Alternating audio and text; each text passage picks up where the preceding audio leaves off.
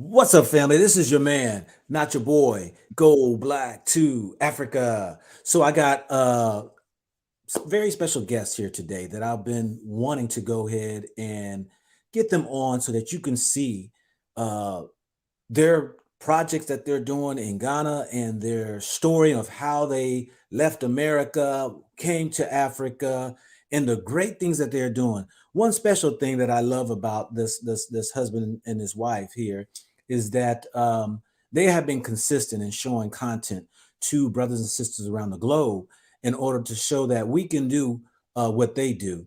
And though that they may have had their some challenges and stuff with some of their projects and all that right there, they are there making some headway, not only for themselves, but those people in the community. And they have been connected with the locals and have been embraced. Not only that, they have received their chiefdom in being special folks that are for the village there in the area, for the development of the village, which we'll get into, show y'all some videos and all right there. Without further ado, let me bring them in and introduce you to Nana G and Yami. Um, both him and his wife, who have been doing great things here. Please introduce you all self because I'll mess it up. Give us a little bit about yourself, where you're from, and we're gonna go ahead and get into this. Okay. So we're originally from Miami, Florida, born and raised. And we moved here to Ghana. It's been a year and 2 months now. A year and 2 months. Wow. And my stool name is Nana GME the first. And my name is Nana Ajua Ampama the first. All right. So both from Miami, Florida. Been in Africa for the last year and a couple of months. And so, following you all on your journey there in Africa, being there about a year or so, please share with the people, how did you get to this place, being in Africa? Why did you leave America? Share a little bit. Do you have family, kids, what have you? How did that come about? Well, I always tell people the move that we make is the same as Abraham. So we call it the Abraham move. We packed our bags. We never visit. We never came. We ain't know nobody. We just hopped on the plane and moved. We moved. It was just we was drawn here, and it was like I ain't gonna say it was like it was the direction of the Almighty Yahuwah bringing us in this direction, and we stepped out there on faith without fear, the same way that He had Abraham to do it, and that's what we did. And we never looked back. We packed our bags. We came through a Well, first of all, we was doing our research since 2012. Okay.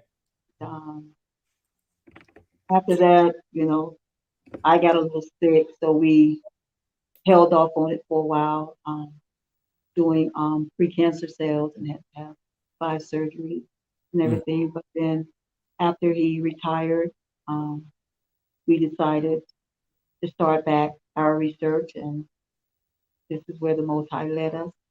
And well, we were supposed to come and visit, and then since everything was going on with the COVID, yeah. And so he came to me and he said, "Mama, when we leave, we're not coming back." I said, "Okay, let's pack everything and sell what we can sell and get out."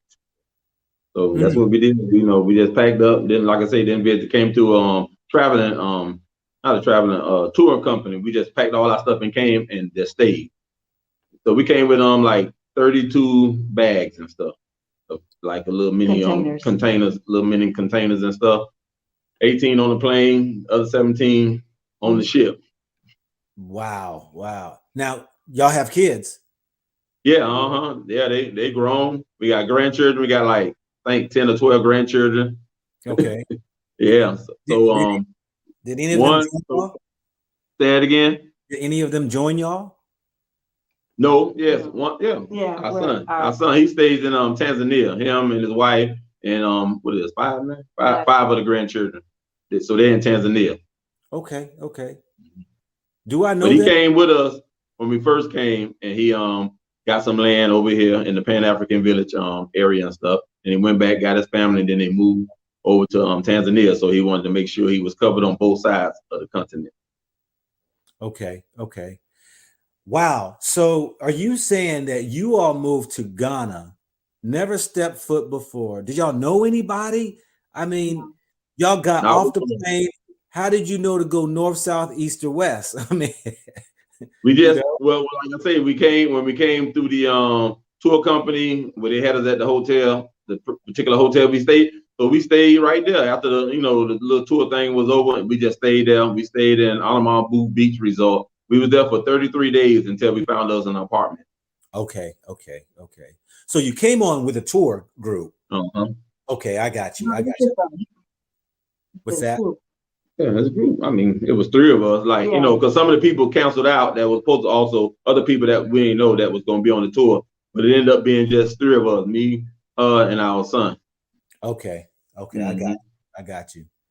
Now, uh, so please share with us, okay, where you are today, because I know getting into a foreign country is very challenging. I mean, you know, you got to figure out, you know, whether you're trying to become a, you know, a resident, or whether you're trying to, you know, how do you get the paperwork, and, you know, how did you know, like right now, you all are building a house, a pretty big house too, also, I must add. And the getting there, because people are going to want to know this question right here. People are going to want to know. It's like, okay, all right, they moved to Africa, they didn't know anybody, they wind up figuring their way out. How did y'all settle over there in the area, Elmina area? That's Elmina, right? Or Cape Coast? Because I mean, there's bright We side. in Cape, right now we're in Cape Coast where we're renting. Okay. So how did y'all settle there in that area? How did you choose that area? Oh, we was looking around. We had someone that we was kind of helping us out at the beginning and stuff, Mhm. and it helped us find this place right here. If you look at some of our older videos and some of the beginning videos when we first got here, you'll see some people that was on there that we don't deal with no more. But that's another story that we Yeah. can tell also in this interview to warn people.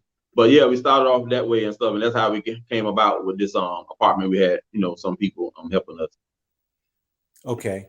that we Okay. just met. We didn't know them, but they just happened to be in the midst of the tour thing, and that's how we came about.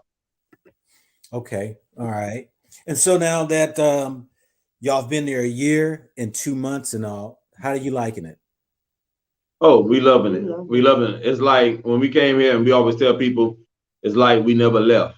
It's like we just was on vacation and we came back. That's how it felt. And we just hit the ground running. Hit the ground running. Yeah. Yeah. Wasn't no shock and none of the stuff I hear other people talking about. It was just like normal for us. Hmm. Now I know most people gravitate towards the Accra area, but Mhm. do you see there are more people even coming to the Elmina Cape Coast area? Oh And yeah.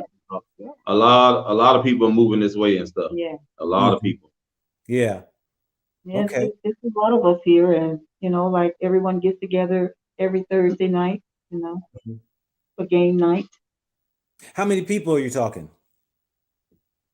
Oh, we talking about quite a few. I Yeah. mean, quite a few people. Let's just say with the game night situation, you might have anywhere from 20 to 35 people, depending on, that week and stuff what they done did throughout the week, Yeah. like that and stuff. Some of the people from the States or the UK and stuff, we all, get together and stuff on a Thursday night game. Okay. Okay. Now, I don't think we got into the reason of why you decided to travel to Ghana. What was the reason you wanted to leave America?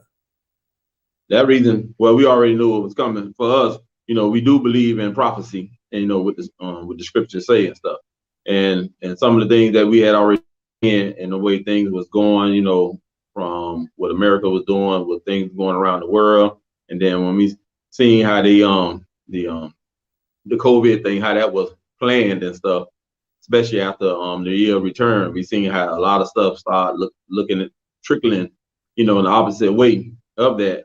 And then we knew it was time to go, especially after the COVID thing stepped in. Cool. Okay. All right. All right. So now the you got land now, Bought land. Okay, please share with people this land. What is the deal about this land? I've been reporting on land out at Cebu, and I think that's where you're all building your house at. Yeah. Please give us a little background information on that, and also for those who may be interested, is there any way who they can contact on that? Mhm. Yes, with the Cebu land and stuff project, it came through about, I think, just before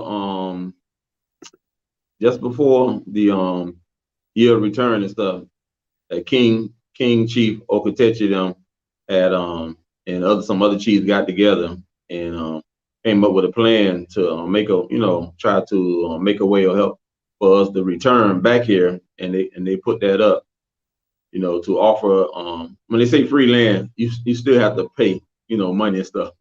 But it was like, Yeah. say, gifted land, and you pay your what you're paying for is the allocation papers, the paperwork and all that stuff. Registration fees and the surveys. Right. Yeah. Mm-hmm. Yeah. So, and all the paperwork pretty much is done for you. Now, I know when they started that about a year or so ago, the fees started off at $700. Yeah, that's what it started. Yeah, that's how it started off. How much is it now for a person if they want to get a plot of land? And Now, how much now, is land? okay, now it's $1,200, because what they did at first when they first started with the 700, it was just like the plots and stuff, yeah. But now, and then they started off with like 3 different sizes. But now, since the first phase is full, now they just going with one size, and that's the halfway point. Since they had the 3, so they went going by with the 80 by 100, and that's 1,200 US for 80 feet by 100 feet. Mm-hmm. Okay, what does that equivalent to when it comes to It's like one fourth of a because it takes 4 plots to make an acre. Okay, so one plot's a quarter of an acre. Right. Yeah. Mm-hmm. So that's what you got. You can't beat that. Still $1,200, man, for a quarter of an acre. Yeah.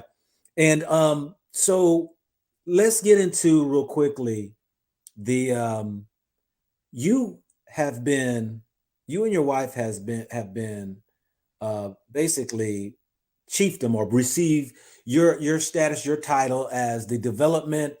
Please share with that. I don't want to mess that up. What's going on? We was it's King and Queen Chief of Development of Unyaba. Unyaba is one of the villages inside the Cebu community. Mm-hmm. In the Cebu district. Matter of fact, it's right down the street from the Pan-African village where we're at. Okay. Now I'm gonna play this right here. Can y'all see that on the screen? Yeah, we see it. Mm-hmm. This right here, ladies and gentlemen, is they became the chiefs of the Cebu area there, the village, or what? What are we seeing right here? Unyaba village. Okay. And please describe what's going on and how did this come about? Well, how it came about is through our NGO. An NGO is nonprofit. We know it as nonprofit, but over here they call it the NGO. And that's how it all this started and stuff. We was doing something for the schools that's right there inside the middle of the village, and we was we have got shoes for the children, we got school supplies, and when the chief of the village, the head chief of the village, saw that, he came out, and they introduced us to him, and then from there he just gravitated to us, and he presented this to us and stuff. He asked us would we would like to be a part of this and part of the village. Okay. And this right here saying homecoming to you all. They got a sign up for you all. The community development. It's kind of blurry, and I can't capture it all. But anyway, there you go. So it has you all. It says the theme, the community development, the role of our chiefs, and so y'all got installed into becoming the chiefs of this, I guess, community, Mm-hmm. and they're giving you this celebration. Mm-hmm. And so I'm going to ask the missus, how did you feel about all this right here? Oh, excited, overwhelmed, very happy. It was an honor. It's an honor, Mhm. for Wow. him to come to us. And I know it wasn't no one but the Most High. Nothing that no nothing good that we have done, but it was all the Most High doing. Hmm. Okay. Okay. And what about you, brother? As far as this role now that you're playing, I mean, how are you receiving that, and how is that? Oh, I'm receiving it very humble and meek and stuff because definitely, as my wife said, it definitely was an honor, for the chief to eat much, gravitate to us and stuff. It's something. And the thing about it, this whole situation, one of the brothers that stays in Ethiopia, he had already had a dream about this, pretty much prophesied that this was gonna happen a month before it happened. And I didn't think nothing of it. And then a month later, it happened. Wow. Wow. You know, what I love about this is that it touched me when I saw this. It really did. Because, you know, um, I'm about to get a little touchy right now. Dang. Um, all these years living in this Western world, treated like crap, gotta kick, scratch, and survive. And the efforts and the things we put towards, being respected for it, being acknowledged for it in this country, these Western countries. And yet, we keep on till we keeping on, trying to do the best we can in these foreign lands that, you all go back to the motherland, you all connect with the locals, help the locals, and then they see that, wow, these people, they're not really here to take, they're here to help and give. And so we going to turn, and we gotta put them in a position of honor, that they see that you've got probably the skills and the knowledge and things that maybe David was only able to take a place to, that you can take it to the next level. And then they bestowed on you, installed you into becoming chiefs.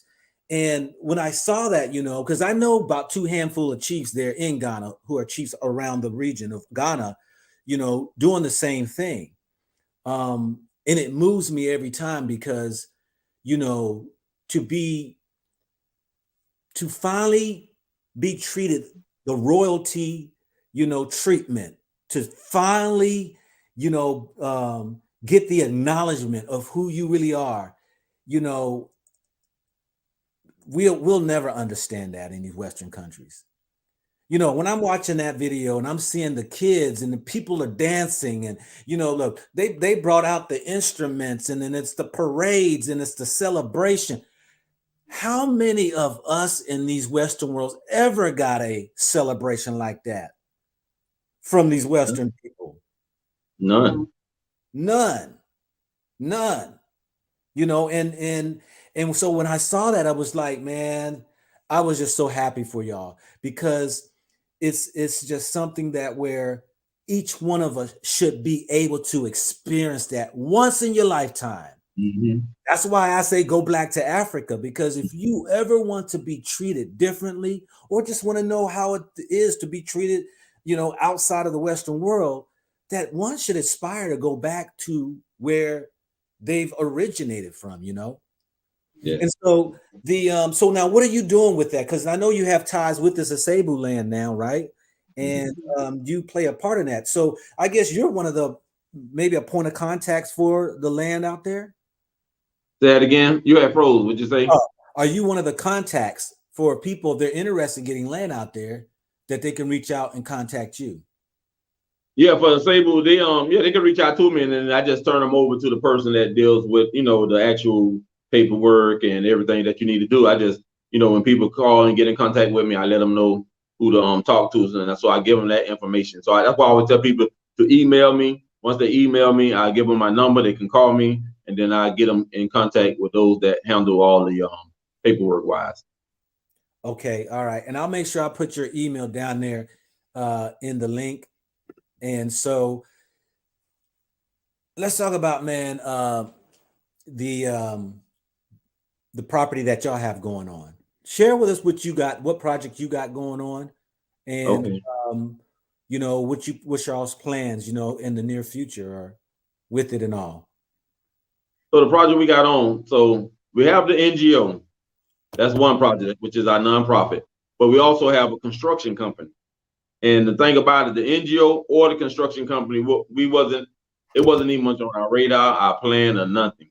And I can just say, all thanks to Yahuwah, the Most High, that it just came to us. The opportunity came through us, by other people just putting that idea out there to us, telling us, hey, want y'all, this. And what happened is that as we was building our home, people was hitting us up on YouTube and asking who was building it. And I told them I was building it. We was building it ourselves and stuff.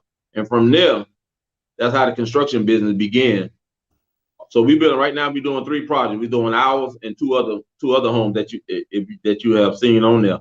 So those projects, the construction company started actually, no lie, zero money. No money at all starting this company. The people just took a chance on us, and we wrote up a contract, and they sent the percentage that we asked for, and that's how we got started. Wow. And because I know I'm about to show you all's you all's house that you all are building. Please share with us what you got going on with the house. I know that hold on a second here. Let me go ahead and share my screen. Can you see that? Mm-hmm. Yeah. Mm-hmm. Okay. So what do you got going on here? This is your house that you're building. Mm-hmm. What you got going on?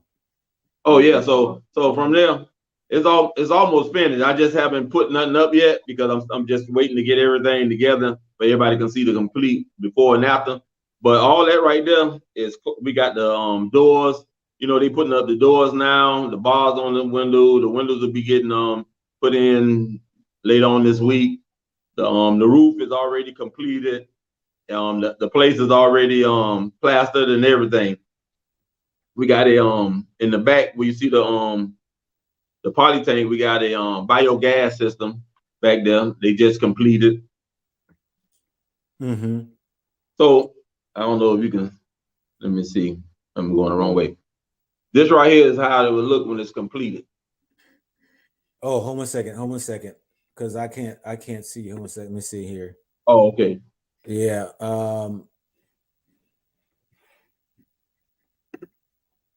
Okay, where is it now? So that's how it'll look when it's completed. Okay. I know that's kind of hard for us to see. Yeah. Okay. So you got what? How many bedrooms? How many baths? I mean, give us the house.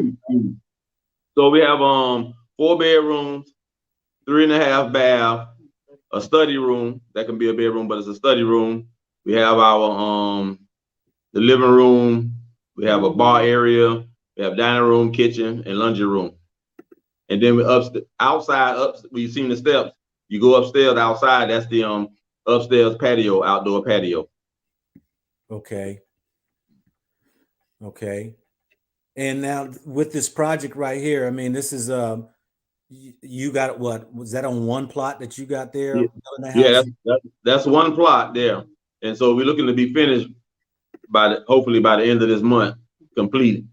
And next to it, we have another plot next to it. Where later on, we're waiting to do like a little do some little like little summer huts to rent out and stuff, 1-bedroom huts and stuff. Similar to like One Africa got there. Yeah. Similar to that. Because it's been kind of hard for people especially people that's coming and say they want to stay. And then it's been hard for people to find places to rent. They have to be in the hotel so long, like we was in there for 33 days. And a decent hotel, it adds up and stuff. And so that's what we're working on. Once we get it, our project completed, we want to try to get that where people can have something to rent, at a nice, reasonable price.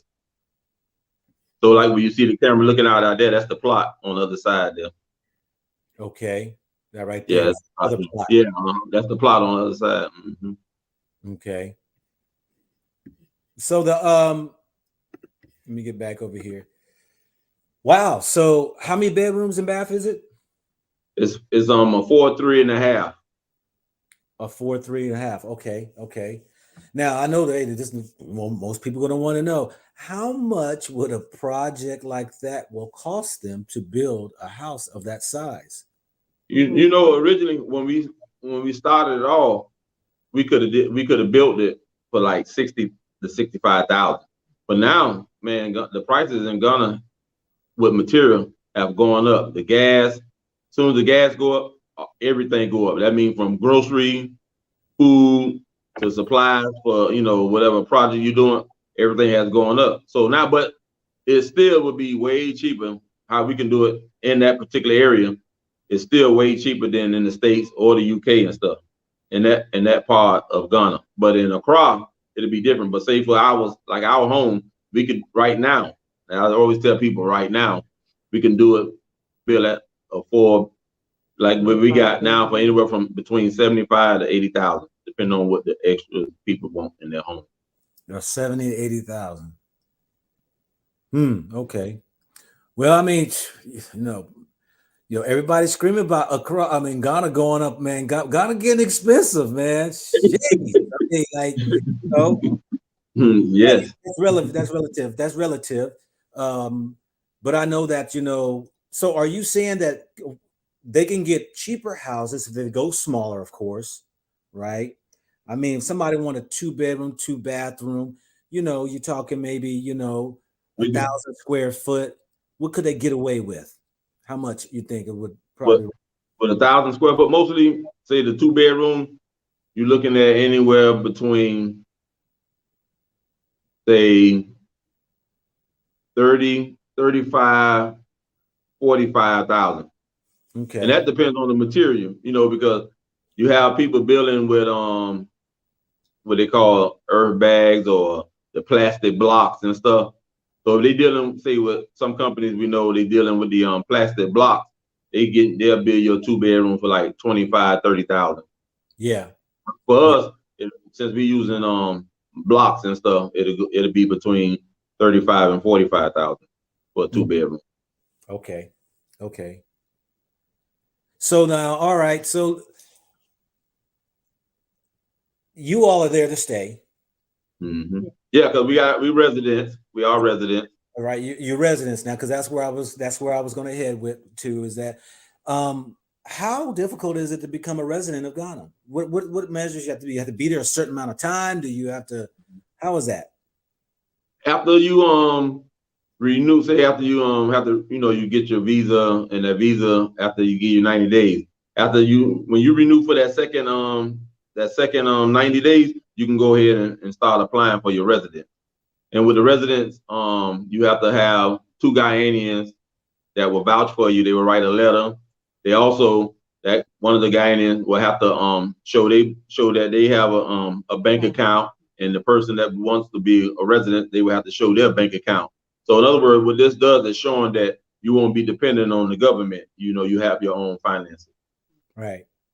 Now that Ghanaian can be even a person who could be a U.S. citizen, dual citizenship. So if somebody has like Ghanaian citizenship as well, dual, they can also vouch for you, right? Right. Yes. Mm-hmm.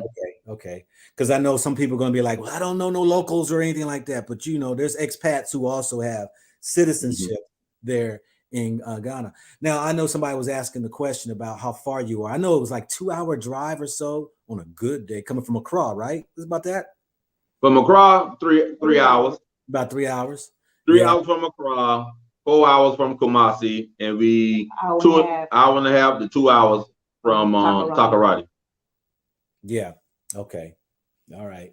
Now the what is your recommendation for those people? I know you all said y'all dropped everything, y'all moved to Ghana. What would you say would be, for most who might be in a different place than you all? Because I mean, y'all have a different faith than others, and so what would you recommend from what you've learned in this transition?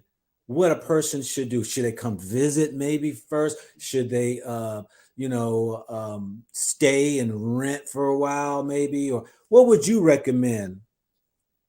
Okay, so like like you said, it's different from us to them. So I say your average person, for them, they would have to come and and visit. And I say, I mean, if they like in their mind they want to move, come visit. Stay. I say at least stay 3 months. Not no 2 weeks or a month ain't gonna get it. I say stay 3 months. Get to learn, the culture. Get to learn the people, and get to, in touch with the locals and stuff. And that way you'll get a real good sense of, feel for you, and not just in a particular area, but I say each month go to a different area, of Ghana. If you're in Accra this time, then next time you might want to go to Kumasi or the central region, and see the different, because every region, they different. The people are different. So I recommend for some, to come and visit for 3 months and stuff, especially if they're not sure and satisfied, and see how they like it. Okay. My second question I always get is that, is there a certain dollar figure that you would think one would need to bring to sustain them, at least? I mean, for the 3 months, because I know I always tell people I can't give you a dollar amount, because your lifestyle might be different than mine. You might like to live up in the hills, and I'm down here, so. But if a person was really wanted to be frugal,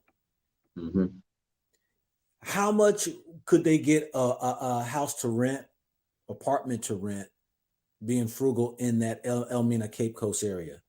Okay, in the Elmina Cape Coast area, you can get a decent apartment or home anywhere. Well, right now, since things are going up, so you're looking at anywhere from 300 US to maybe 450, and that depends on what part you're going to be in. So you're looking at that, and it depends on, like, what you're looking for, how you live, what you can. In other words, not what you can afford, but what type of lifestyle you like to live. Can you deal with, so, okay, I can do this way, or I can live, because some people want to live high off the hall. Some people can't. It's all about adjusting, pretty much. Yeah. Can you adjust? Can you adapt? And if you can't adapt or adjust, you might as well stay where you at. Yeah. Yeah. Like where we at now, we're in a yeah, well, we rent now. 3 bath. It's 3 bed, 3 bath. 3 bed, 3 baths. Yeah, we had got it in that. 280 a month. Yeah, 280 a month, US. Oh, okay. And that's in Cape Coast. Yes. Yeah. Okay. Well, that's look, you can't find that. The hoods in America is running about $800-900 a month now. Most definitely. So y'all such a lovely couple and all that right there. Let me ask you, what do y'all do for spare time? What do you do for fun? What do you do for escape? I mean, is there things that y'all get into besides just your business? Yeah, we'll take trips to sometimes we'll go to Accra. That's how we like it, because we was always raised up in Miami, in a fast city. So we'll go to Accra, sometimes, and we've been to Kumasi, but it was just short, so we're gonna take another trip there. But that's what we like to do. We always, when we was in the States, we always used to travel and stuff. We drove everywhere we went. People wonder why we drove so far, but we used to always drive for 24 hours, driving to Texas, Pennsylvania, long distance like that. So that's what we do here and stuff. We just go places that we like to just experience and everything. Because I know you all got your own vehicle. And no, not yet. Not yet. Okay. No, because what we did, we sold our vehicle before we came here and stuff, and we just wanted to concentrate on the home and stuff. And I say once we finish the home, then we'll go get the vehicle. But I always say, hey, we don't plan on living in our vehicle. We're gonna live in the house. So after we finish the house, then we'll get the vehicles. So what you see us riding around in, that's our Ghanaian son and stuff. We've been adopted in his family and his wife family and stuff. And they call us mom and dad. They family, they cook for us like every other week and stuff, every 2 Sundays and stuff. It's just been amazing how certain families here done adopted us in and stuff, but you don't get that in the States, because everybody looking at everybody like, funny. Yeah. But they've been showing us mad love. We went through some difficult time with some of the other people you'll see on the old video that we don't deal with no more because I don't like to scare people because I know you get a good, a bad, and indifferent and Yeah. stuff. So we definitely had some indifference Yes. at the beginning because it slowed our house project down. Where we can, I tell you like this, what you'll see on the old video with the person that first started off with us, that we lost or got beat or cheated out of 70,000 CDs and stuff at the beginning. So that kind of slowed our project down when we first was getting That into was the from a house. local. That was from a local Yeah, man. yeah, from a local, And so we bounced back. It took a little bit, and we bounced back after that. But I said that to say this to people that you can't get afraid because it ain't like you never probably been beat back in the States, so it's no different. So I say you just have to press through it. A lot of people, or run back after stuff like that happen and stuff. But I say no, you have to push on, and that's what we did. I just thank you, Lord, that He gave us the strength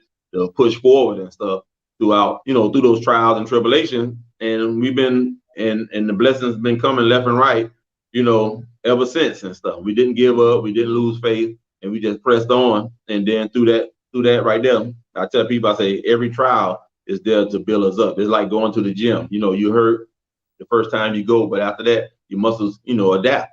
And so that's what's been going on with us. Everything we've been, adapting and pressing on through. And now we're surrounded with beautiful people and stuff, people that's helping us out, people that defend us. Hey, even our family from our son who drive us around, the guy to all the way to the villagers that work with us. I mean, they will fight for us in a minute and stuff. Some things happened where they was ready to, go to toe with some other locals and stuff. But it's truly a blessing that they appreciate the things that we've been able to do. And it's true how they say don't come looking for a job, create jobs. So we thank Yahuwah for giving us the opportunity to be able to create jobs for them because a lot of those that you seen in the video that was dancing, a lot of them work for us. A lot of those guys work for us. Okay. You said 70,000 CD. How much is that American money? Now, that would be 10,000. like 10,000. 10,000 US. Yeah, 10,000 US. What would you say to people in order for them to take some security measures for that maybe not to happen or possibly not to happen? That what you did that that you've learned from. Well, with that situation, we learned because it wasn't just blankly out. It was like over periods of a few months how it was done because it was like almost like a little network. They would have people overpricing us, or maybe you would get them money to pay something and they didn't give all the money to the person they were supposed to pay, and they kept, but you find the stuff out, later on and stuff. So it was similar. It was like that. So I would say this to people: when you come, try to find, at least at the beginning, find some, and that's even much hard as well. But find some people that's from the state that been here for quite a while. But you say, you have to be careful of them as well and stuff. So it's just fill people out. You definitely have to fill them out for a good while. So I tell people, stay on your guard, don't get relaxed, and just continue to just listen to how people talk, listen to what they say, and just follow through. And that spirit within you will let you, it will let you know, if something right or wrong. And that's what we was doing. We was looking at things, checking things out, and we would, just see the way that things was going and stuff. And eventually, we seen how things was going. And matter of fact, our son, who we eventually met later, which, he's a taxi driver here. And before, all the other taxi drivers was brought in from the guy that we don't deal with no more. But this time, it just so happened this day, I got a taxi driver, and that's when everything started changing for the better.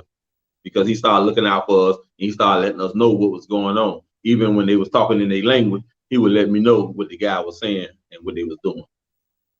Yeah, I mean, hey, it's I know so many people who's had gone down that road, and it's something that every person hates to be taken advantage of, and someone scams them or what have you. But I tell you this right here, I'm glad that it didn't prohibit you all from continuing on where you are today, because there are people who have left. Yeah.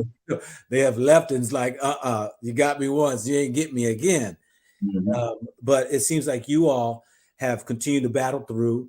You now have, like I said, you're building your house. You said it's about complete. Um, Mhm. and now you're pillars in the community. You got your business going. I can't say anything more than just, man, I'm just so proud of you all, because to see where y'all come from and where you at and the accomplishments that you've done, you know, typically the sacrifices, you'll lose something along the way, and Right. you know, you're going to lose something. That's why I tell people that, when I do consultations, and for those who's watching now, I've dropped my consultation. My consultation was $400 an hour. Now it's $175 an hour. But people couldn't understand the importance of having reliable contacts that are not going to rob you, take advantage of you, or scam you. Yes. I tell people, you'd rather pay $400 than to go on a venture and then people nickel and dime you. And when it's all said and done, you've done get away thousands of dollars. You know what I'm saying? Mhm. Yes, for real. Well, it's good. It's good to know that you all are in the construction business, that you're trying to get your business off, and that you know that you are definitely connected to the locals. And hopefully, you all don't turn like some that I've met who turn around and rob their own people. It's like, because they jack the prices up. They'll jack the prices up because, like, Mhm. come on. And I've seen it. And I've had some very deep arguments on the ground in Africa and different countries of how we can turn around and do the same dang on thing to our people. Yeah. Yeah, I tell people quick. I say it won't happen because I don't know how nobody else is, but we fear the Most High. We fear, and we do believe that you will reap what you sow. And I say we'll never go down that path. And that's good to hear. That's why I tell people right here. When people call me scammers on the internet and stuff like that, I say, look, hey, my thing is right here. I'm accountable to one greater than me. And for me to go out here and put myself on the line by being corrupt and scam, Mm. I'm sorry. I understand the karma of the hand of the Lord. I already know the judgment. So I've had to deal with that. But folks, I'm saying all that to say that you can even reach out to them if you're interested in the projects that are going on out there in the Cape Coast area, a Cebu land that's out there. You got people there who's building. They're being part of the community. They're part of the, their chiefs there in there have a high responsibility in the development, community development. And so that's hard to find it, but it's great to find somebody who's rooted in, whose feet are on the ground, who's putting in the work. And you all have been doing it. Definitely you all have been doing it. Now, the land, how many people, because you said phase one has already been sold out. Yes. Mm-hmm. How many lot plots was that there? And then how many's I going to be think on? it was. I think it was 300 plots. I believe. Mm-hmm. I think they started off with no. They started off with 100 acres. So you would divide that 100 acres. Yeah. So you will divide it by no. So 100 acres divided by 4, you're talking Yeah. then what? Uh, so So yeah, I 100 believe acres multiplied by 4. So right. then, Yeah. yeah, that'd be Multiply by 4. 400 Yeah. plots. That'd be 400 Yeah. plots then. Yeah. Yeah. Okay. All right. And So how many? it's a total of 5,000 acres that's been offered, Yeah. to us. Yeah. And the thing about Sable that's why I say, don't worry, those people that's in a crowd, you have some of them, oh, don't go there, it's bushy and this and that. But I always tell people, I say, don't listen to them people because they don't know the history of Ghana, because Cape Coast used to be the capital, and Accra used to be bushy. But Mm-hmm. I tell people what you want. You want to pay bushy price, or you want to pay development that's already finished price.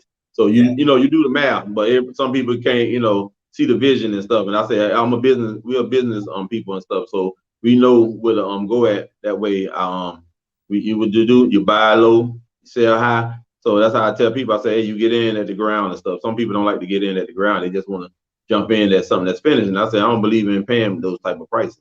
Yeah. Yeah. Yeah, paying U.S. prices in a crop. Oh yeah, it is, And for some places, I mean, I'm gonna be there looking at some apartments, that you still can get $30,000, even though that's still a lot, 2 bedroom, 2 bath. But make them Airbnbs or whatever it might be. But there again, it's relative to each individual on what is expensive, you know. Right. But now, how many people are out there right now on the land building houses? Right now we have let me see. That's actually okay. You got the 3 that we're building. Okay, 3, 4, 5, 6, 7, 8, 9, 10. So we have probably about 5,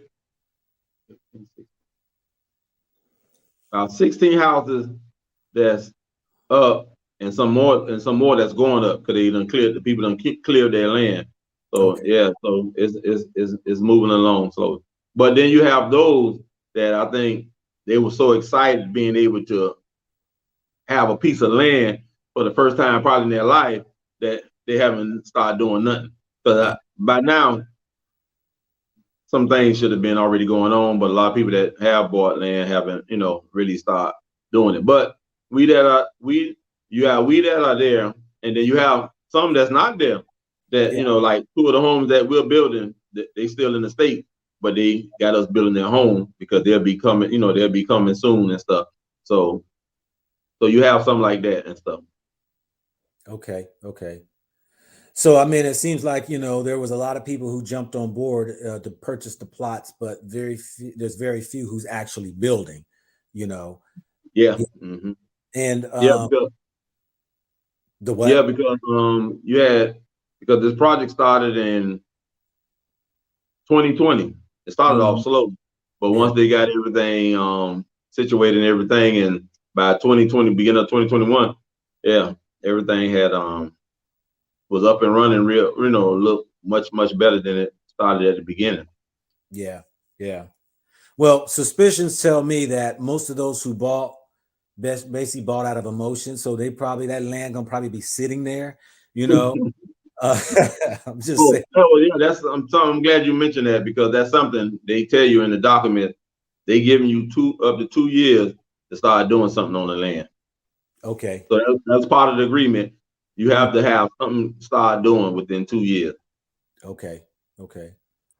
Now are they running electricity out there, or you gotta have They just started putting some poles out. So for right now, you have to either have a generator or solar.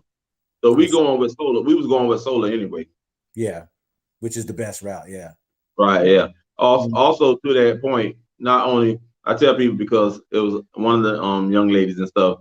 She got a house. She had some other contractors. They haven't started yet, but I was helping her get a plot cleared and everything. Mm-hmm. And she didn't realize that she thought when they build a house, she'd just be able to move in, everything would be this and that. But I say no. I say it's not like the States. I say you have to get a potty tank, you got to get you a borehole. I say that's not part of what you paying the people for the house and stuff. That's a whole separate thing. Mm. And she didn't know, and it shocked her. She's like, oh, nobody told me this. So it's some things that people just don't know, and they don't know to act. Wow. Okay. So are there anybody out there living in the houses right now? Yeah. Yes, it's two. Yeah, two of the residents that's living in their home. And that's what I love about here, which Okay. you can do in the States is that even if your house ain't complete, if you got a certain part of your house complete and it's livable, boom, they move in. And so, Yeah. hey, those that's here, they moved in. Their house not complete, but it's complete where it's livable and stuff. Right. Right. Right. Yeah, that's the one thing I like about it is that you can just, build as you go, or as you get the money come in and you just continue to build and you can just move right on in the areas that that are finished. Yeah. Because it's an opportunity that, like you say, we never had in the States. We tell people we was in the States, we were surviving. Since we've been here, we've been living. That's great. How is your family back in America? receptive of this whole idea? What I mean, were they in your corner supporting you, or they like, "Man, y'all have Africa? Oh, Oh, great. Well, his at the family, beginning, my family was all right with it. They didn't have no problem with it. but You my know. mom was like, "Oh, you going somewhere? Them people's gonna kill you." I'm like, "No, Mom, they're Yeah, not." I said, "Stop believing everything you see on TV. Do your own research." yeah. Or turn on the local news and see who's killing who over here in America. You know what I'm saying? Like Yeah, you can see who's yeah. killing us Back in every Miami, day. it Cops was killing killings us. every day. Yeah. Shoot, you turn on the news here in America. I mean, it's like, hey, cops are killing, black folks killing, white folks is killing, everybody's Yes, killing. So yes. Mhm. But yeah, they it's like I say, they matter of fact, we had a few who came. We had some people came from the states to visit us and stuff. And okay, they're more some more of her family also planning to come to come visit and stuff. okay, Now since they've been seeing the videos and they've been seeing how things been going over this past year and stuff, now a lot of people want to come visit now. Well, my one of my nieces, Oh yeah, forgot about that. she has her some land She here. bought her a plot out there. Yeah, One of her nieces, her young niece, in her late 20s. yeah. Yeah. Mm-hmm. okay, all right. Now you mentioned earlier on in the show that you're retired. Yes. Retired in 2019 April. Okay, okay. From just a company. Yeah, my the Okay. county, Miami-Dade County. Oh, okay, okay, okay. I didn't know and all that right there because most people are, who would typically ask is that, are you retired? Are you, how are you able to take care of yourself? Social Security or, stuff like that. So, I'm a, so go ahead. no, I was just saying, yeah, we're a little while away from Social Security because, like you say, I'm 55. My wife is Mhm. 54, and we all just like you. We all July babies. Yeah. Okay. All right. Great. Yeah. Great. Now, haven't any of your kids come over to visit besides your son?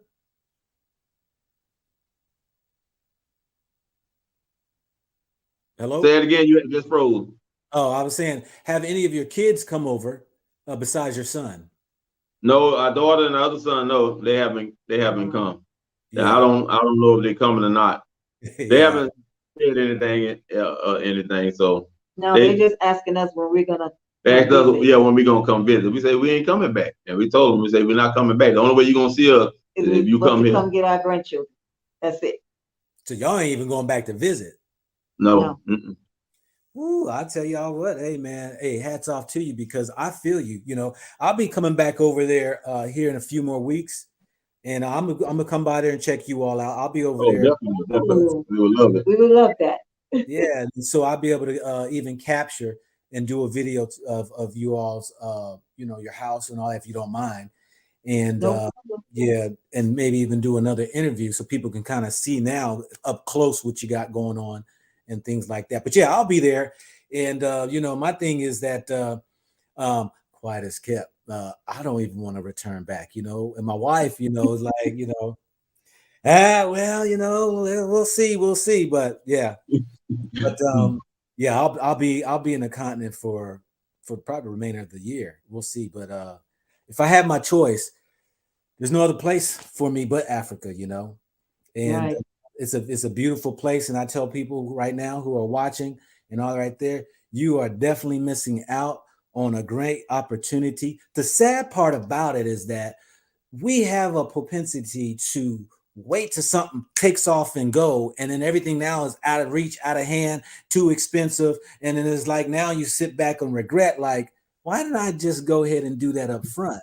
And to see that you are the forerunner, some of the forerunners, because I know people been there for years in Ghana, Mhm. 30, 40 years. But to see that you all who have just recently come over and saying that you're not coming back and you're enjoying life, building your house, you got your business started, you connected with the locals, and your chiefs and all that right there. Hey, you can't ask for no better than that. And so, what do y'all have? And what do y'all have for the people out here? Any words of wisdom? Any inspiring words from the Lord, or what have you? it's your floor. I tell people, number one, outside of believing in the Most High, believe in yourself. And I give people this message: whatever you plan on doing, don't tell nobody. Do it first. Do it. Then you can talk to them and let them know about it afterwards. Because if you tell them, they're going to get in your head. They're going to discourage you. That spirit going to jump on you. And what you should have did, you ain't going to do it. So I always tell people, don't tell nobody none of your plans. Do it first, and then you can tell them later and stuff. That way you won't have to worry about being talked out of certain situations, certain things that could be your blessing. But yeah, you killed it by doing that, and it's discouraging. So that's one thing that I tell people to just believe, to believe also in themselves, and that things can happen. Don't in other words, people scared of failure. And I ask people, what is failure? I say, if you don't try, you already have failed. Yeah. That's one thing. If you don't try, you already fail and stuff. And I told people, I said, as many adventures I done tried when I was in the States and stuff, different business adventures, different investments. Some went up, some went down, this and that. And I told people, I say, hey, but that never stopped me. I always been a go-getter, my family members always looked at me and said, oh no, I ain't doing that, scared. But it never stopped me and stuff. Even when things didn't go the way I looked for it to go, and people say, oh, see there, I told you it wasn't gonna work. That didn't stop me neither. I say, hey, I'm gonna try something else. I say, I'm gonna keep trying till something's gonna come through sooner or later. It's just like the borehole when they digging for water, they keep going until that water pop up. And that's what we kept doing. We just kept moving forward. And I tell people to keep pressing on. Do like Paul said. He pressed towards the mark of the high calling. But the key word was that he pressed. So that means there was something in his way. And so he was pressing to get it out of the way. That way he can get to the mark of that high calling. And that's what we got to do. That's right.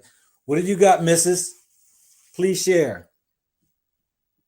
Like my husband said, if whatever your plans are, do it. Don't let anyone know. Because when we let our family know, there was a lot of them my family. They was, telling me, oh, don't go, don't do that. And even my little sister was telling me, oh, you blinded by love, you following this man. Hey, I done been with my husband for 21 years. Yeah, anniversary. Our 22nd anniversary will be this Sunday. Wow. Congratulations. Thank you. Mm-hmm. Yeah, and even if I let people know as well, even if you don't want to stay here in Ghana, come and visit. There's so much history here. So much of our history here. Yes, it like is. With the Cape Coast castle, the Almena Castle, where they held our ancestors as slavery. It is so much history here. So much. Yeah. I see. I got one of my neighbors. Well, I don't know the person. I don't know the person, but I see he's from the same part of Miami that I grew up in too. We'll say Carroll City. Okay. So this right here is y'all celebration. This is y'all celebration of them bringing you, being installed in your chiefdom, stuff like that, and it's a beautiful celebration. I tell you, I tell people this right here. If you want to have a real good African feel of tradition and all that there, man, Ghana, they still hold on to a lot of theirs. Even the city folk. The beautiful garments and the tribal traditions and stuff. There's still a lot of that that exists there. But I tell you that right there is a beautiful celebration that they're giving you all.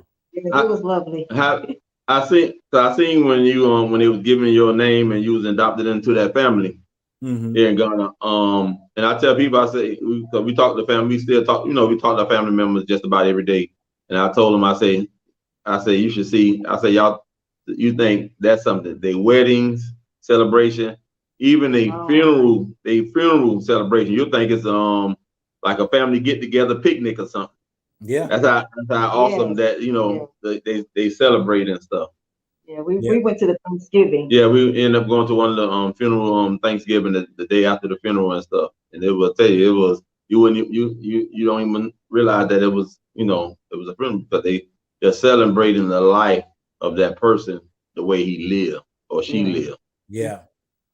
I just did a video the other day, and I was just talking about, how being in the Western world, so many things are kind of contradictory to according to African traditions, where our emotions have been basically, we've been taught how to operate like a robot, where we cry and mourn really heavy during death. In Africa, there's a celebration, not to Right. say there's no mourning, but it's more of a celebration of the life. And these Right. different mindsets that we have in the West is pulled us so far away with what life really is about. We're not living. We are living. We are carbon copies of the West, the Europeans. We are nothing but a copycat of the European. And can you imagine living the rest of your life and now you're realizing that I never lived a free life. I never got to live the life that I wanted to live. I did what they told me to do. I followed the format of what they said. And yet when you go into Africa and you see the freedoms of liberties, America, they say the sky is the limit. Ain't no sky limiting you in no Africa. You can go as far as you want to go. It's limitless, And these mindset of the like in the Western world here, the bureaucracy, the red tape of trying to establish or get businesses going, or trying to get you, in a position to where you can do for you and yours on your own, is crazy. Versus you go right there to Africa, you've already got your business started. Like you said, it took no money. It took no money to start a business. Hey, and you know that is not happening in the West. It happening in the West, nah. You're gonna have to pay tens of thousands of dollars probably for business licenses and getting things taken care of from your county, from your state, from the federal. I mean, it goes on. It goes on. Well, folks, I tell y'all, for you all who are watching, please, by all means, go to their YouTube channel, the Traveling Israelite YouTube channel, and as well as email them. They have a wealth of knowledge. They've done a lot of groundwork. They've done a lot of legwork for you to be able to save a lot of your sleepless nights if wondering how to go to Ghana and maybe get established. And for you all who are wanting to really go purchase a plot there in the area, and as well as maybe utilize their business, their construction business, I'm gonna tell you, you're a foot ahead of the game because at least you have somebody that knows what's going on. They know the process, they know the paperwork, and it makes it that much more easier. So I say to you, brother and sister, hey, thank you for coming to the show. I appreciate you all sharing your story. And thank you for having us. Yes, it's an honor. Thank you for having us. Thank you. So I'm gonna see y'all in a month. I'll probably be over there because I'll like I said, in a couple of weeks I'll be there in Ghana, but I'm gonna be in Accra area and some outskirts of area before I get over to Elmina. So I'll probably see y'all in a month. Okay. Yep, you in a month. All right. So, and last, what I like to do is for the people to ask you all some questions. So, those who are watching, if you have any questions for our brother and sister, you are more than welcome to ask a question. So, I'll be looking here in the chat. You can all look in the chat too if they start to roll in real fast. And go ahead and pick up one if you want. Please put a question mark in front of or after your sentence so we know that it is a question and not a statement, or you're not speaking to somebody else. So until they come in, brother and sister. When do y'all see yourself actually in your house? Hopefully we should be finished. Hopefully by the end of the month or the beginning of next month. Okay. Yeah. Does that mean I have a place to lay my head? Hey, that's no problem. I mean, that's no problem and stuff. We have no problem with helping our brothers and sisters out. Hey, we try to make it a little easier for people, especially when it comes to trying to save, don't have to spend so much money on these hotels, and everything. So we try to help out the best that we can. Yeah. Oh yeah. We got a first question in is, what about mandates in Ghana? Are there any mandates? Masks you got to wear. Is there any curfews? But far as okay, there you go. Far as the mandates, they slowly removing the mandates as far as people coming in. As far as being here, no, we don't have to. The only places where they require masks would be like banks or government buildings. But other than that, no masks. Yeah. What about medications and healthcare? Oh man, I tell you, healthcare, we pay man, $20 a year. I look back at that money, all that money in the States that the job was taken from us. Man, it's ridiculous. But healthcare is affordable, Yeah. affordable. Even the private doctors, the private hospitals are affordable. And what I love about it, you don't need no prescription. If you take medication, you don't even need no prescription. Just go to the pharmacy. If you're on medication, like whatever, like diabetes or whatever, you tell, hey, do you have this? And they pop it up, yeah. So it's just completely different. It's way less stressful because that's all the West do is put stress on you. You know, people that you can't afford insurance, you can't get your medication without a prescription. You know, it's just unnecessary stuff. And when you get here, it's completely different. You be like, wow. That's true, because I know when I was over in Tanzania, I got sick, and I had called a doctor up, and she told me, "Go to the pharmacy and tell them to give you this." I was like, "Okay, I don't need to get a prescription." No, you just go down and just you know, it's just that easy. And the prices are reasonable, way reasonable. Like just the past week, I had, I suffer from rheumatoid arthritis. And I was in so much pain, and the doctor, when I went to the private hospital, gave them my insurance card, and everything they did from the IV, the medicine, and with the pain, my pressure shot up to like 208 over 124, and everything I paid for was no more than like about, I would say like 200 something CDs. It was like 250 CDs for everything, so and that's like 40 bucks. That's like about about 40 something dollars, $40 something dollars. Yeah. You know what's so interesting too is that when I was where was I at? I was in Tanzania. Because I hadn't had my teeth cleaned in the whole year because I was in Africa, and so I went to the dentist, and he examined my teeth and everything, looked in there and all that right there. And this dude was from India, and because somebody told me to go to check them out. He told me, he said, "I don't need to clean your teeth." I said, "What do you mean? I haven't had my teeth cleaned in over a year." And I said, "I typically get it cleaned every they said every twice a year, get your teeth clean." He said, "There's no need to clean your teeth." He said, "If I clean your teeth, I'll be scraping on your enamel." And I was like, wow, we've been suckered to believe that we need to keep our teeth clean twice a year. And he's up here telling me I don't need to clean your teeth. Your teeth are good. And, and so it really opened my eyes up to how here in this Western world that they got us believing all this stuff, that when you go over to Africa or some other international country, they do it differently. And you're like, man, like you said, I've been spending all this money for this and I don't even need it. Like, it's crazy. The next question was so they want to know your information, construction information. So I got their email right there. Yeah, email. His email scrolling through at the bottom there. So if you need that, you can get that right there. Let's see here. Here we go. Let's see, what's this one? Do you have retirement coming in from America? How are you making? He's retired. He already mentioned it. You must have came in late. He's retired.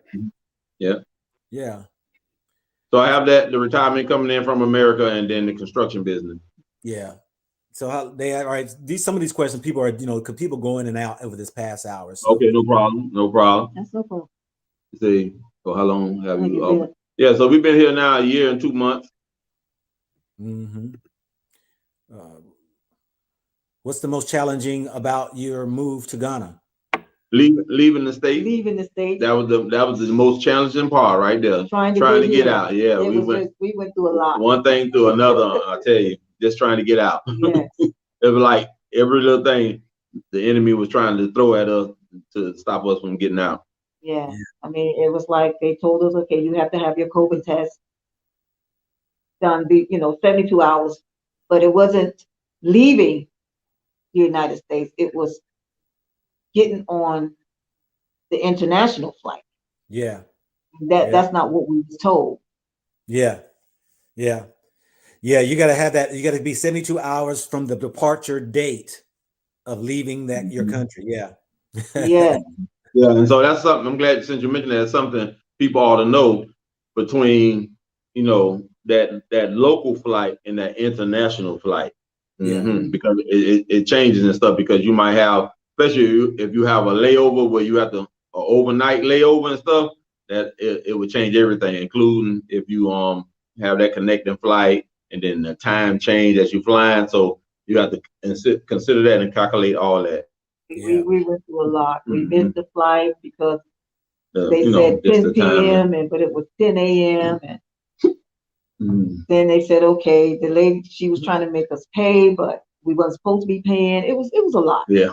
It was a lot. They're trying to stop you from going. Yeah.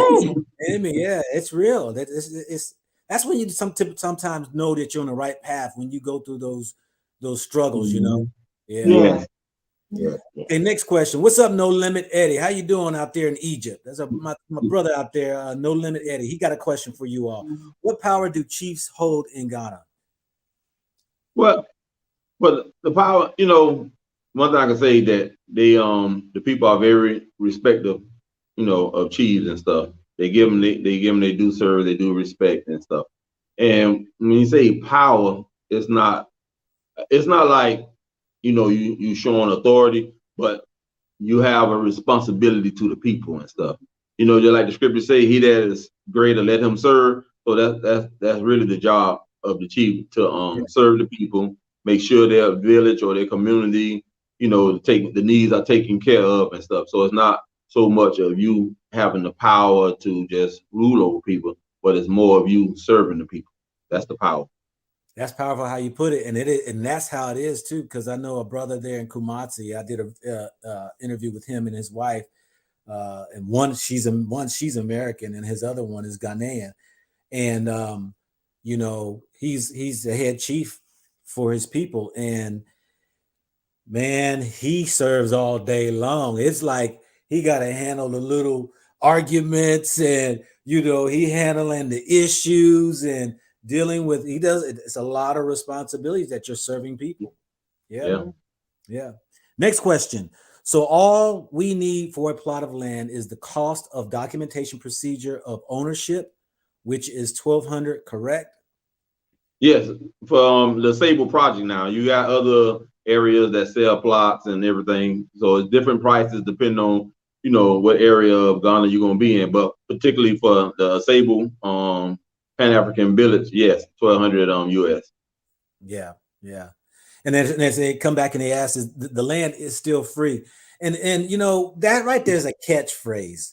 Yes, that's what it is. If you feel good that, okay, the paperwork's going to cost you $1,200, and with the survey and the paperwork to get your name on the deeds and all that right there.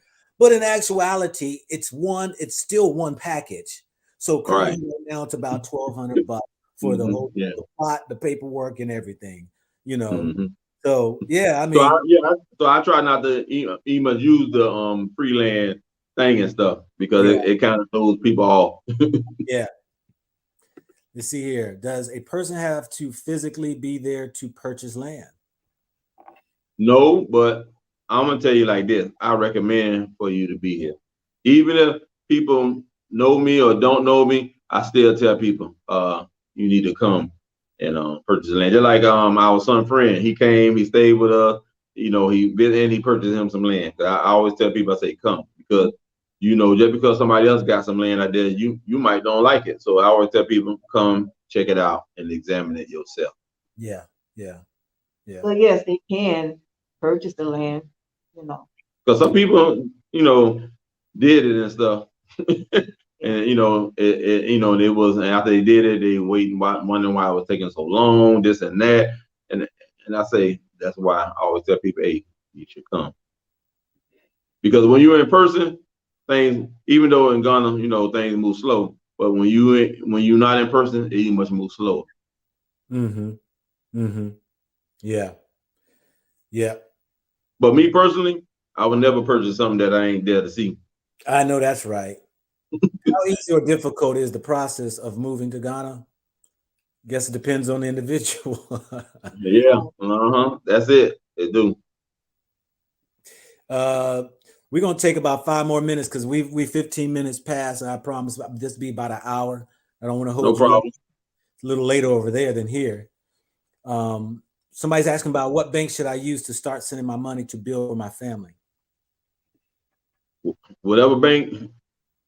Yeah, I'm glad they asked that question because because what's been happening, the banks in America and UK, they've been acting funny, especially for people who've been sending money over to Africa, whether it's for donation or construction or whatever it may be. So you check with your bank to see how they are with your bank or credit union, to see because they've been sending like sometimes they'll send false things to the bank saying, oh, don't send money to this country, it's a scam or this going on and stuff. So these are some of the things that you have to definitely be careful. And I tell people to check because like one of the ladies that sisters that we building her home, she just happened to have two banks and one of the banks was giving her a hard time. They were asking all these questions, this and that, and they didn't want to, to the point that they didn't want to send the money. They was just pretty much being nosy and getting all her business. So she went to her other bank and her other bank didn't have no problem sending it. And then the other sister who we built a home, her bank never had no problem. So that one sister, one of her banks was having an issue, but the other bank didn't have no issue. So she took her money out and put it in another bank. So that's what you have to do. Just check with your bank and stuff. Sometimes you might have to end up switching to another bank. Okay. Can you build anything on the plots or build? Somebody's asking, can a village home be built on the plot? Are there any limits to what you can build on your plot? Yes, it is to a certain extent. And what I want to know, what do you mean by village home?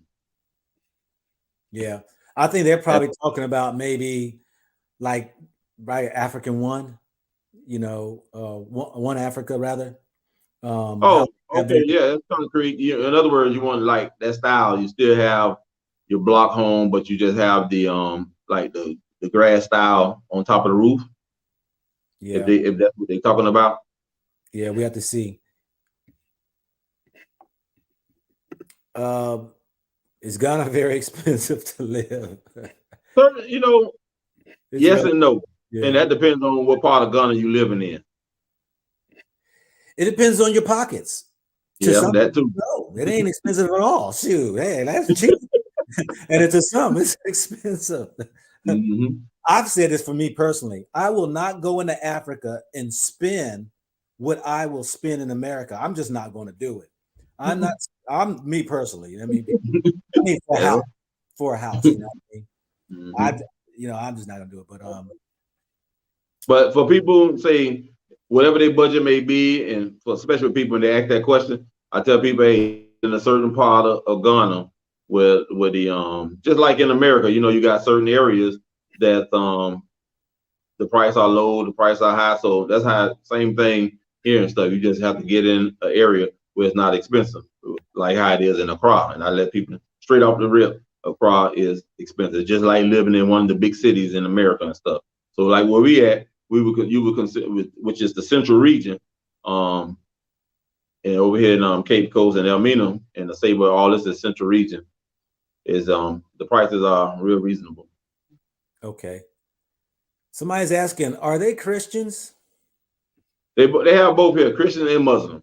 Well, they're asking, are we Christians? Yeah, they're asking, are you all Christians? Oh no. Yeah. We don't do no denomination or religion. Mm-hmm. Hebrew Israelites. Yes. And people don't realize they think that's a religion, but I tell them, say, no, that's a culture. It's a nation, yeah. Yeah. That's a culture and a nation of people. Yep. Yep. Um, what is this? Can you ask the chief why he allows the narrative that the land is free, please?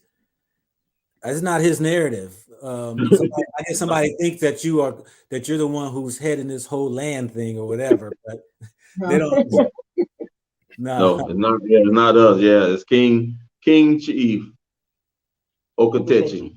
He's the paramount chief. He's the king of king in the Cebu district, Mm-hmm. and we're up under him. We're under him. Our head chief of Unyaba, is up under him, and all the other chiefs. So you have that paramount chief, which King Okatechi is the paramount chief, and he's the one that leading this project of the Cebu project of the Pan African Village. All righty. Well, family, I guess that is it, unless you all have some parting words that you would like to share. The only parting words I have, like I said in the beginning, believe in yourself, trust yourself, outside of trusting the Most High, and just move forward in what you plan on doing. Don't tell nobody, because people will put negative, will give you discouraging words. They will make you second guess yourself, and that's something that you should never do. You should never second guess yourself. And just move forward on whatever you plan to do and stuff, and don't be afraid of what they call failure. And just do what you're going to do, no matter what happened and stuff. Because in life, whether you do or whether you don't, the situation, any kind of situation can come about in your life. So you might well try to live your best life, and don't be disappointed in whatever you do, because especially if it's positive, and just go from there and stuff. Mrs. That's All it. right. Well, y'all sit tight while I go ahead and put into a close, please. And then for the family out there, hey, you got a witness out there, and my thing is that, just like what the chief was saying, he was, you gotta believe in yourself and that which is within you. And so many people live a life listening to others. So many people, they do a bad job of researching things out for themselves. They rather go off of maybe other people's reports or what they heard, but not very few go off of what they experienced or seen. And I will continue to try to show Africa as much as I can through the lens of my camera, in order for you to see that what the narrative was told to us, the story by America, or whether it's the UK, Europe, or whether it's Canada, what Africa is supposed to be, we're changing that narrative of what it really is. Africa is not a place that is all about no disease, tribal wars, and starvation, but Africa is a thriving, rich continent. And once Africa unites together in that mindset, that spiritual sense, it's going to be the leading force of the world. And so, in having said that, family, please, by all means, go black to Africa. This is your man, not your boy. I hope you all have an enjoyable day, evening, afternoon. And until then, peace and blessings.